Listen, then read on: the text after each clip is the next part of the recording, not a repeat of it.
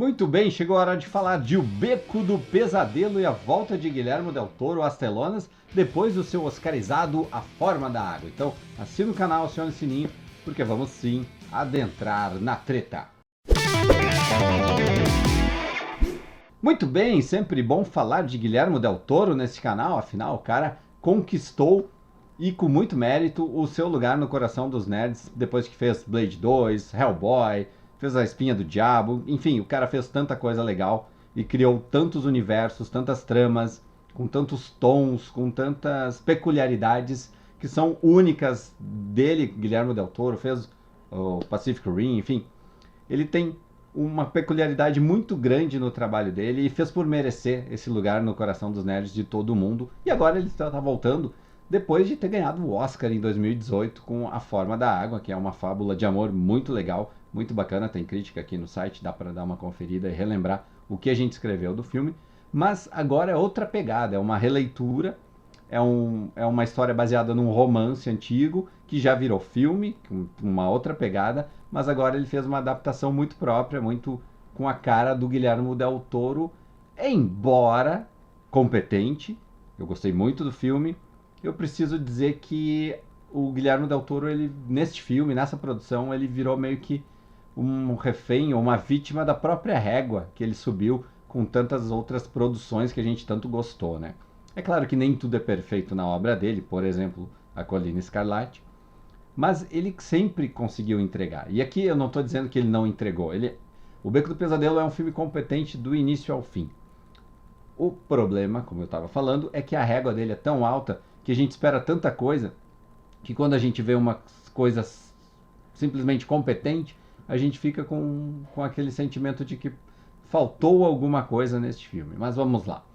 O Beco do Pesadelo conta a história sinistra ou misteriosa de um cara que aparece logo no início do filme, spoiler alert, mas é logo do início do filme, não tem problema, incendiando uma casa. Depois disso, ele procura um emprego, a gente vê que ele é um cara que está foragido. Ele é interpretado pelo Bradley Cooper, lá de Nasce uma Estrela, competentíssimo como sempre, e ele se chama Station Carlisle. E ele vai, então, ser empregado num circo muito estranho, que não por acaso ele é chefiado pelo William Dafoe, que se tu olha pra cara do William Dafoe, ele tem cara de dono de circo estranho, então tá tudo no lugar, tá tudo muito no lugar. Esse circo também ainda tem o Ron Perlman, tem a Rooney Mara, tem a Toni Collette, tem uma série de atores bem conhecidos, atores muito consagrados nesse elenco de O Beco do Pesadelo. E ele vai então começar a trabalhar e ver as peculiaridades do circo, aqueles bastidores que a gente imagina, mas que a gente não conhece de verdade. Então a gente sabe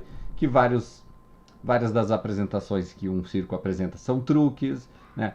Algumas dessas apresentações acabam sendo bem exploratórias, elas acabam pegando pessoas e explorando ao máximo, tirando tudo que podem dela, sem que ela realmente tenha um emprego digno. Então tem vários detalhezinhos que vão circundando ali o circo onde ele começa a trabalhar.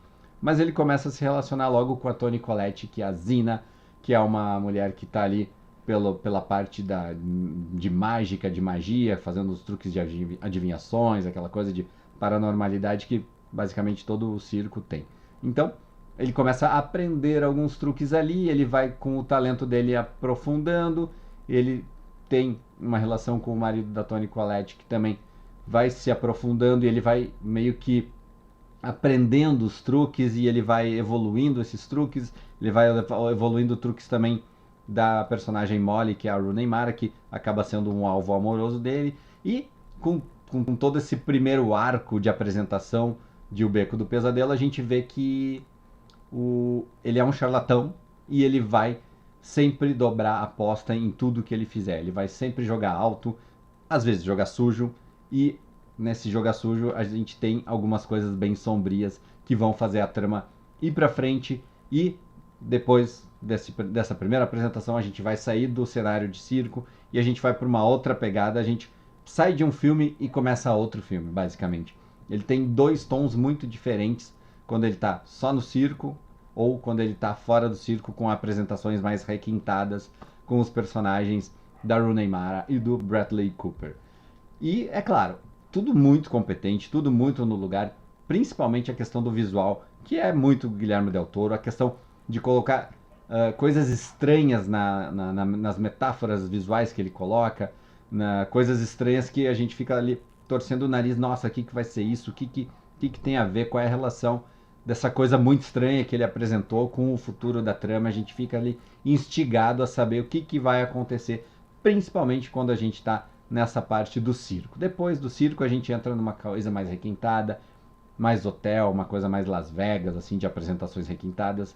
Da década dos anos 40, aliás, é importante ressaltar, o filme é todo na década de 40, que parece uma época muito que combina com o visual do Guilherme Del Toro, as coisas mais retrôs, né? Então, a década de 40, a década de 50, assim como a gente já teve também um pouco em A Forma da Água. Então a gente tem tudo isso muito legal, muito construído, muito bem apresentado. Só que um dos problemas desse filme é que ele é expositivo demais nas coisas que ele poderia apenas colocar como sugestão, né? Por exemplo, a gente teve recentemente O Ataque dos Cães, da Jane Campion, na Netflix, e ela é cheia de nuances. Ele é todo carregado na sugestão do filme. As coisas não são explicadas, não são desenhadas na tela.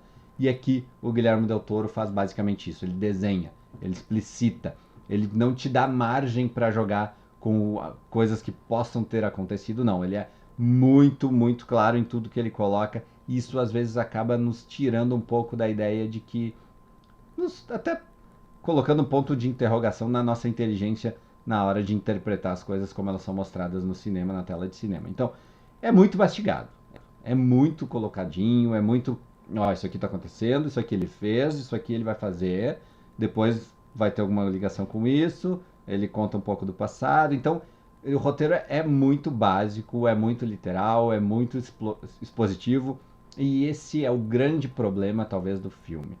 Porque além daquela grande parte que eu comentei, que é a parte do circo, que é muito legal de acompanhar, depois a gente vai para o desfecho e a gente sabe que no desfecho, depois de tantos golpes que o protagonista aplicou, vai dar uma M muito grande no final e a gente já imagina como ela possa acontecer.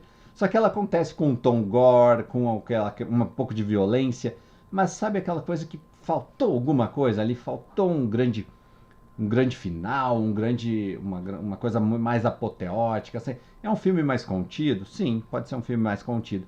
Mas eu fiquei esperando aquela maldita expectativa que a gente tem às vezes, né? Como eu falei, a régua Del Toro lá em cima.